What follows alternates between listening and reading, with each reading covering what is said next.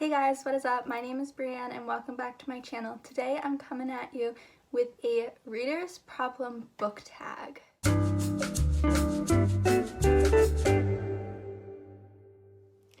Question 1. You have 20,000 books on your TBR. How do you choose what to read next? Well, when I pick a book that I want to read, it's usually just based on what catches my interest most at that moment.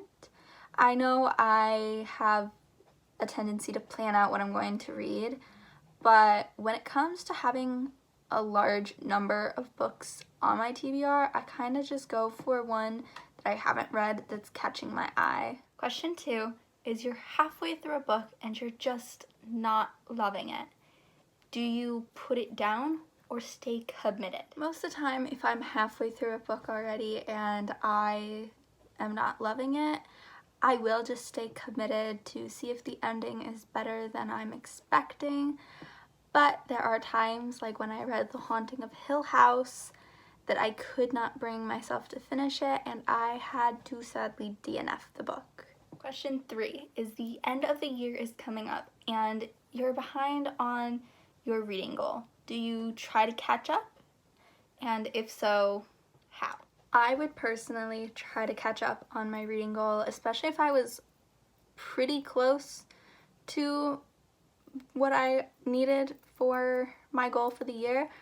But I would kind of do that by listening to audiobooks and reading some manga or some quicker books that I know I love, because a reread is always one of the fastest reads for me and I already know I'm going to love it, so I don't have a chance of not liking it and DNFing it. And audiobooks just make it so much easier because I can listen to them all the way through while doing other things. Question 4. The covers to a series that you love just don't match. How do you cope? So I have not personally had much of an issue with this, except for when I have a majority of the series in hardcover and one or two of them as paperback. And it's more so the size and paperback versus hardcover that bugs me rather than the covers, because very rarely do I actually end up with a full series. Other than Cassandra Clare books, I don't think I have a full series, and I don't even have a full series, all of her series completed in my bookshelf, because I have The Dark Artifices, and that's the only completed series of hers that I have. I've read them all, but I have not had all of the books myself. Question 5. Everyone and their mothers love one book that you do not. Who do you share your feelings with? This one's easy. I share all of my reading opinions with you guys, and I tend to talk to my grandma about the books I've read too, and the books I am reading, and all of my thoughts in between, because she'll kind of just listen to me rant about it and then be like, oh, well, you should try and continue to read it because it could have a better ending than you expect, even if she hasn't read it. She's really understanding with why I could possibly not like something, but she will encourage me to try and finish it. Question 6. You're in public and you're reading a book and you're about to cry. How do you deal with it? So if I'm about to cry while reading a book in public, I'm really on a struggle bus at that point, because I don't cry for very many books, and when I do, it's an ugly cry where I'm sobbing. And so if I'm at that point in public, I will close my book and put it down and just listen to some music that makes me want to dance instead of cry, so that I avoid crying and having makeup run down my face in public. Question 7. The sequel to a book that you loved just came out, but you don't remember a lot of what happened in the first book. Do you reread it?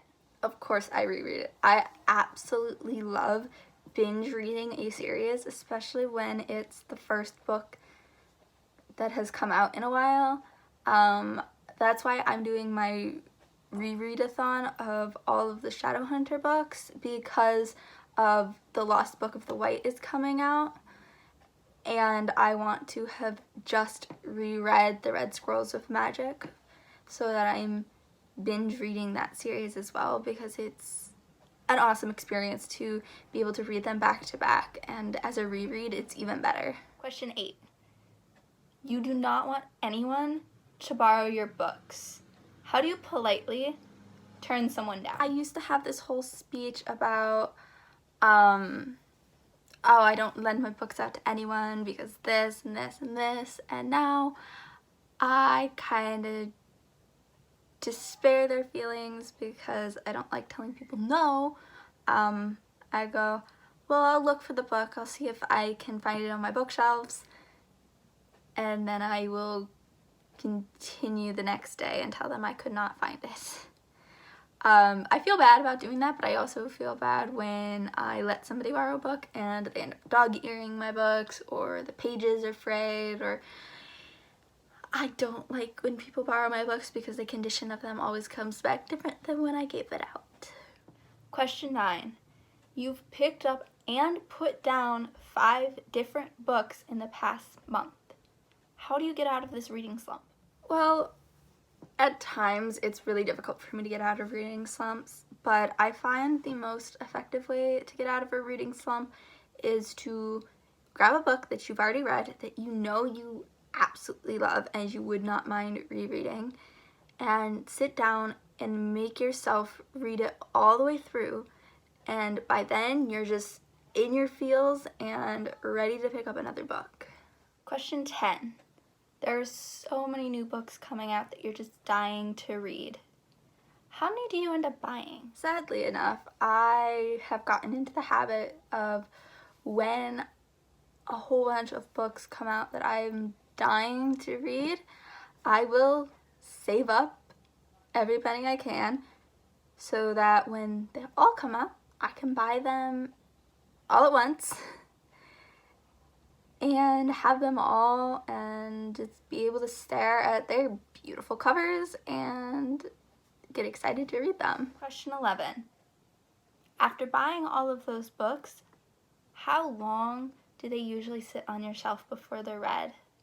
So for me, this varies. I've had books on my bookshelf since I was in 8th grade, and I just finished my junior year of high school, so they can sit on my shelf for a long time, or I can pick them up the day that I buy them and finish them on the same day. So it can range from several years to not even a minute. Alrighty guys, that was it for today's video. I hope you enjoyed. Please don't forget to like and subscribe, and let me know down in the comment section below how you pick what you're going to read next, because I'm very curious on how you guys do it, because I know sometimes I'm very organized and other times I'm just drawn to a book.